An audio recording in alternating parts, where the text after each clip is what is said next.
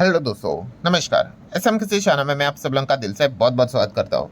Yes दोस्तों, आज के दिन की भी अगर हम लोग बात कर ले तो बाजार में लाल निशान ही देखने को आप मिला है।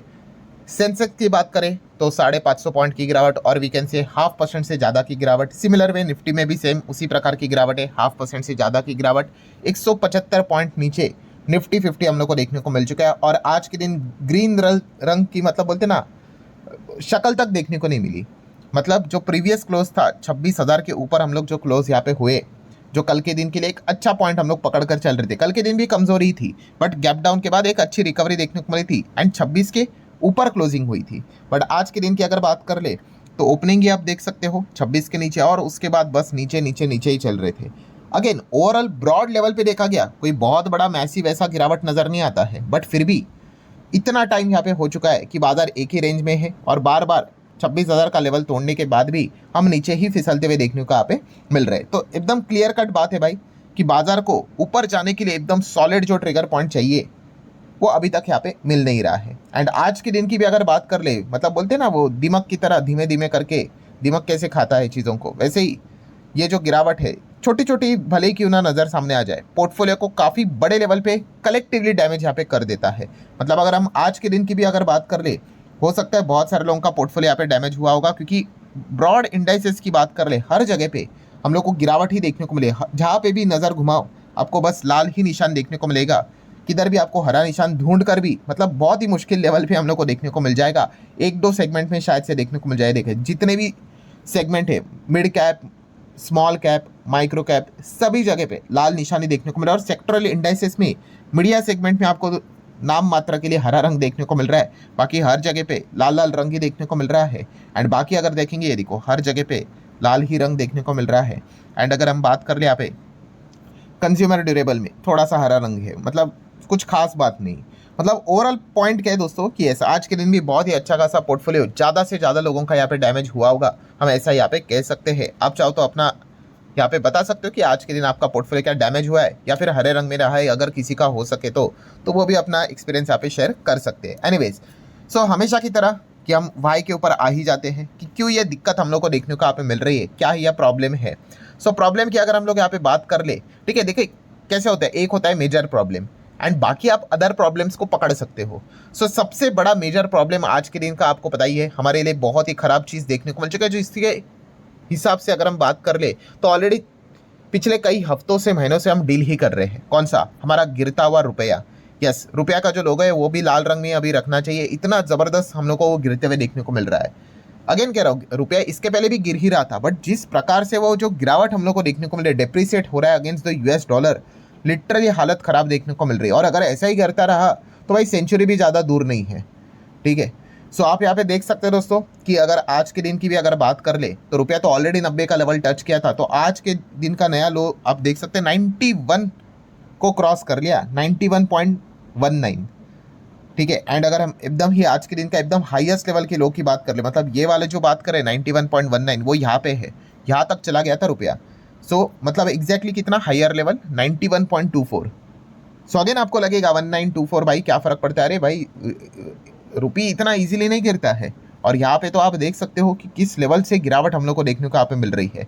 सो ऐसे ही चलता रहा। मतलब जो एसबीआई की रिपोर्ट है, वो एसबीआई ने क्या बनाई थी रिपोर्ट आपको पता ही है, मैंने इसके ऊपर वीडियो भी बनाया था। क्या बोला था एसबीआई ने कि जो हमारा रुपया है, ठीक है, वो 92 तक गिरेगा, बट कब तक? 2029 तक। ट्रम्प का पीरियड तब तक है ना, तब तक 92 तक नीचे आएगा। ये तो 92 का लेवल ऐसा लग रहा है कि अभी ट्रम्प का 1 साल भी कंप्लीट नहीं हुआ है प्रॉपरली अगर देखा गया तो, जब से उन्होंने ऑफिस संभाला है। ऑफिस तो उन्होंने जनवरी से स्टार्ट किया था ना। सो आप देख सकते हैं 92 का लेवल तो लग रहा है उसके पहले ही अचीव हो जाएगा। सो 2029 तक क्या हालत होगी भाई रुपये की, वो तो मतलब अभी आप ही सोच लो। एंड ये किसी भी एंगल से अच्छी बात यहाँ पे है नहीं। और ऐसी बात नहीं है कि रुपया सिर्फ डॉलर के अगेंस्ट गिर रहा है, बाकी करेंसी के अगेंस्ट भी। मतलब पाउंड की भी अगर बात कर ले, पाउंड स्टेयरलिंग की भी बात कर ले, 122 का भाव यहाँ पे आ चुका है, ठीक है। मतलब 1 पाउंड स्टेरलिंग को अगर हम खरीदना चाहते हैं तो 122, एक ज़माने में 70-80 पे ये चीज़ें देखने को मिलती थी। यूरो की बात करें ये भी 70-80 पे देखने को मिलता था, इसने भी सेंचुरी लगा दी। सो बस अभी डॉलर का ही सेंचुरी लगना यहाँ पे बाकी है, मतलब रुपये के टर्म की अगर बात करें तो। और ये सेंचुरी किसी भी एंगल से अच्छी बात यहाँ पे है नहीं। तो बस रुपया गिरता जा रहा है और इसी चीज़ के चलते यहाँ पे हम कह सकते हैं कि आज के दिन एक बाजार में दबाव भी हम लोग को इसी पॉइंट को लेकर देखने को मिला है। बिकॉज जैसे मैंने बहुत बार आपको ये बात बताई है कि हम आज भी क्या करते हैं, ज़्यादा सामान को इम्पोर्ट करवाते हैं, ठीक है, एक्सपोर्ट भी करते हैं, बट एक्सपोर्ट से होने वाला फ़ायदा यहाँ पे कुछ होता ही नहीं है क्योंकि हमारा ज़्यादा इम्पोर्ट ही है। हाँ, ये फ़ायदा कब होगा भाई कि रुपये गिर रहा है तो इस चीज़ का, करेंसी डिप्रिसिएशन का, कि भाई आपके एक्सपोर्ट ज़्यादा है, ठीक है, टोटल कट कुट करने के बाद आपके पास रिसीवेबल ज़्यादा है रादर देन पेएबल। सो हम कह सकते हैं कि इस चीज़ का फ़ायदा होगा। यहाँ पे तो भाई हमारा इंपोर्ट ही ज़्यादा है, ट्रेड डेफिसिट में चलते हैं, और वो कल के दिन भी हम लोगों ने देखा कि हाँ ठीक है, हमारा ट्रेड डेफिसिट पिछले 5 महीने के लोअर लेवल पे आ गया, कॉन्ग्रेचुलेशन, बहुत अच्छी बात है। बट अगर रुपया अगर इतना गिरता रहेगा तो फिर फ़ायदा क्या, ठीक है। सो अल्टीमेटली आप देख सकते हैं इंपोर्ट एक्सपोर्ट का नेट जो पेमेंट हम लोगों को करना रहेगा, एकदम आसान भाषा में बोल दूँ तो भाई आपको $25 बिलियन का रफली यहाँ पे क्या करना है, पैसे देने ही हैं।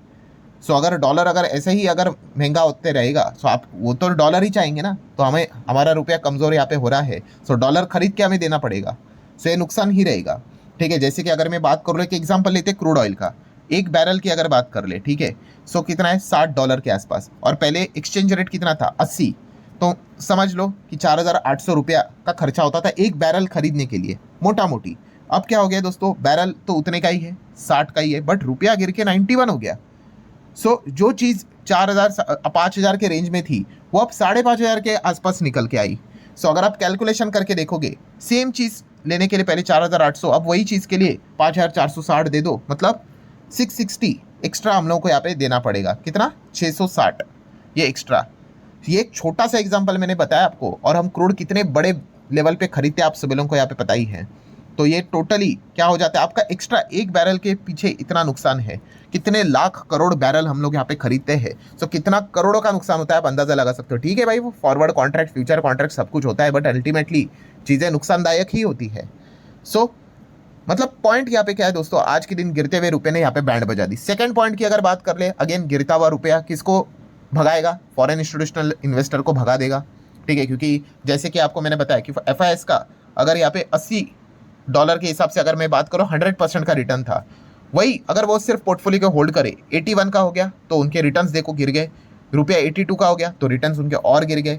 देन आप यहाँ पे देख सकते हैं 83, 84, 85, जितना रुपया यहाँ पे गिरते जाएगा उनके आप देख सकते हैं रिटर्न भी गिरते जाएंगे, ठीक है। ऐसे गिरते गिरते गिरते गिरते आप देख सकते हो अगर वो 90 तक आ गए, मतलब 80 पे, जहाँ पे उनके रिटर्न 100% के थे, 90 के आसपास सेम होल्ड करके उनके रिटर्न्स आप देख सकते कितने उड़ गए, मोर देन 10-11% यहाँ पे उड़ गए, 88.9 तक आ गया। क्यों, ऐसा क्यों? क्योंकि भाई जब वो बेचेंगे तो उनको रुपये मिलेगा, बट भाई वो रुपये से मतलब थोड़ी ना, उनको डॉलर चाहिए, तो जब कन्वर्ट करने जाएंगे तो उनके हाथ में कम डॉलर आ जाएगा। सो इस चीज़ के चलते क्या कर रहे हैं, FIS को यहाँ पे प्रोत्साहन मिल जाता है कि भाई और बेचो और बेचो, जितना हो सके बेचते चले जाओ। सो इस प्रकार से गिरता हुआ रुपया यहाँ पे FIS को एग्जिट करवाते ही रहेगा। एंड अगर FIS इसी मात्रा में बड़ा माल बेचते रहेंगे, सो ठीक है, DIs यहाँ पे खरीद रहे हैं, बाजार में उस लेवल की बड़ी गिरावट देखने को नहीं मिल रही, बट अल्टीमेटली यहाँ पे आउटकम तो कुछ हाथ में निकल कर नहीं आ रहा है, मार्केट तो उसी एक ही रेंज में अटका पड़ा हुआ है, ऐसे फ्लैट ही यहाँ पे चल रहा है। सो इन चीज़ों के ऊपर जल्द से जल्द सोल्यूशन यहाँ पे निकालना चाहिए, वरना अगर देखा गया भाई तो बाजार ऐसे ही यहाँ पे पकाता रहेगा, आप ऐसा भी कह सकते हो। देन तीसरे पॉइंट की अगर हम लोग यहाँ पे बात कर ले तो आप सभी लोगों को पता है अमेरिकन मार्केट, चलो ठीक है, थोड़ा कल ओके डाउन देखने को मिलता है, देन फ्यूचर्स भी थोड़े बहुत डाउन देखने को मिलते हैं। इन चीज़ों के चलते थोड़ा बहुत प्रभाव पड़ता है। एंड आपको पता है अमेरिका में अनएम्प्लॉयमेंट रेट का डेटा सामने आने वाला है, सो इससे क्या हो जाता है, थोड़े से बियर वालों को मतलब इस माहौल के चलते थोड़ा और सपोर्ट मिलता है। अगर मान लो यहीं पे अमेरिकन मार्केट में अगर फ्यूचर में अगर 300-400 पॉइंट की तेज़ी होती, हाँ, तो शायद से बियर वालों को इतना सपोर्ट नहीं मिलता, ठीक है। तो ये पॉइंट्स भी हम लोग को जरूर पता है यहाँ पे होने चाहिए। जैसे कि कल के दिन भी मैंने एक वीडियो बनाया था, हम सब लोगों ने देखा था कि बियर वालों को 3 पॉइंट्स का इंतजार था कि WPI का डेटा उनके फेवर में आना चाहिए, अनएम्प्लॉयमेंट रेट का डेटा उनके फेवर में आना चाहिए, एंड ट्रेड डेफिसिट का डेटा भी उनके फेवर में आना चाहिए। वो तो नहीं आया। ये तो मतलब हम लोगों ने मतलब बोलते हैं ना, शुक्र मनाना चाहिए कि हाँ भाई, खुशी मनानी चाहिए कि उनके फेवर में वो चीज़ें नहीं आए। अगर उनके फेवर में चीज़ें आती तो शायद से और 100-150 पॉइंट की गिरावट कर देते। सो ये पूरा सिनेरियो फिलहाल तो हम लोग को देखने को यहाँ पे मिल रहा है। देन HSBC का डेटा देखने को यहाँ पे मिल गया, जैसे मैंने कल भी बताया था, PMI ड्रॉप तो हो चुका है, बट क्या देखने को मिल रहा है, ग्रोथ काफ़ी सॉफ्ट देखने को मिल रहा है। सॉफ्ट मतलब स्लो ग्रोथ हम लोग को देखने को मिल रही है बिजनेसेस की अगर बात कर ले तो। मतलब कलेक्टिवली अगर हम लोग बात कर ले, जैसे मैंने क्या बोला कि बाजार में जोश आने के लिए, भागने के लिए हमारे पास भाई कोई तो रीज़न चाहिए, सॉलिड रीज़न, तो वो रीज़न यहाँ पे नहीं मिल रहा है। एंड अदर पॉइंट्स तो हम सब लोगों को पता ही है कौन सा, भाई ट्रेड डील का इंतजार कर रहे हैं, वो तो कब से चल ही रहा है। सो ये तो चीज़ें चलती रहती है, बट आज के दिन का खास करके अगर कोई पॉइंट यहाँ पे था तो वो पॉइंट हम लोग को यही देखने को मिल गया, खास करके गिरता हुआ रुपया। ठीक है, एंड रुपया गिरेगा तो एफआईएस भी दबा कर माल बेचेंगे, यही सबसे बड़ा दिक्कत हम लोग को देखने को यहाँ पे मिला है। एंड ऊपर से निफ्टी प्राइवेट बैंक ने भी थोड़ा सा यहाँ पे दबाव बना लिया। निफ्टी प्राइवेट बैंक मतलब क्यों, प्राइवेट बैंक के इंडेक्स में क्यों इतना ज़्यादा गिरावट? एचडीएफसी आईसीआईसी में तो इतना कुछ देखने को नहीं मिला, तो किसने दिक्कत दी? एक्सिस बैंक ने। क्यों? एक्सिस बैंक यहाँ पे 5% से ज़्यादा गिर गया, तो उन्होंने बताया भाई कि Q3 में हमारा परफॉर्मेंस इतना कुछ खास नहीं रहेगा। ठीक है, खराब ही परफॉर्मेंस देखने को यहाँ पे मिल जाए, ये एक अनुमान उन्होंने यहाँ पे बताया है। सो मतलब क्या है दोस्तों कि बेयर वालों को ये सारी चीज़ें यहाँ पे मिल गई भाई। इस पॉइंट को लेकर ही उन्होंने क्या कर दिया, आज के दिन मार्केट में हरा रंग आने ही नहीं दिया, लगातार गिरावट गिरावट गिरावट ही हम लोग को देखने को यहाँ पे मिल गई। एंड इसी चीज़ के चलते आज के दिन बाजार आप देख सकते हैं कि 26,000 के नीचे हम लोग को देखने को यहाँ पे मिला है। सो यही चीज़ें कई समय से यहाँ पे चल रही। काफ़ी लोग वही सब चीज़ें पूछते रहते हैं, सर कमबैक कब होगा? कमबैक होने के लिए भाई जो जो नेगेटिव पॉइंट्स है भाई वो सुधरने चाहिए, मतलब गिरता हुआ रुपया सुधरना चाहिए, तो जाके एफआईएस कुछ हद तक कम बेचेंगे। देन ट्रेड डील यहाँ पे होनी चाहिए, तब अनसर्टेनिटी हटेगी, तब जाके शायद से एफआईएस की वापसी यहाँ पे हो जाए। एक एक चैप्टर यहाँ पे क्लोज होना चाहिए। जब तक ये क्लोज नहीं होगा भाई, केसेस ऐसे वो खोले पड़े हुए हैं, ओपन पड़े हुए हैं, तब तक इस प्रकार की चीज़ें, मतलब तेज़ी तो आएगी बट अगेन सेम वही चीज़ें रिपीट क्या होगी, क्या 26 हो जाएगा, 2600 तक चला जाएगा, बट वो तेज़ी टिक नहीं पाती है। सो उस टिकने के लिए भाई एक एक चीज़ें यहाँ पे ख़त्म होना इंपॉर्टेंट चीज़ है, वरना भाई बियर वालों को तो यहाँ पे मौका ही मिलता रहेगा, वो बाजार को कुछ ना कुछ बहाना पकड़कर नीचे यहाँ पे दबाते ही रहेंगे। सो लेट्स सी, अब शाम को तो वो अमेरिका का पेरोल का डेटा निकल कर आने वाला है, देख लेंगे वहाँ से कुछ बियर वालों को और तो मदद नहीं मिलेगी। अगर वहाँ से अगर और मदद मिल गई तो और ज़्यादा दिक्कत यहाँ पे हो सकती है। सो आशा करता हूँ वीडियो हेल्पफुल लगा होगा, चाहो तो लाइक एंड शेयर कर सकते हो। मिलते हैं अगले वीडियो में, तब तक के लिए बाय बाय।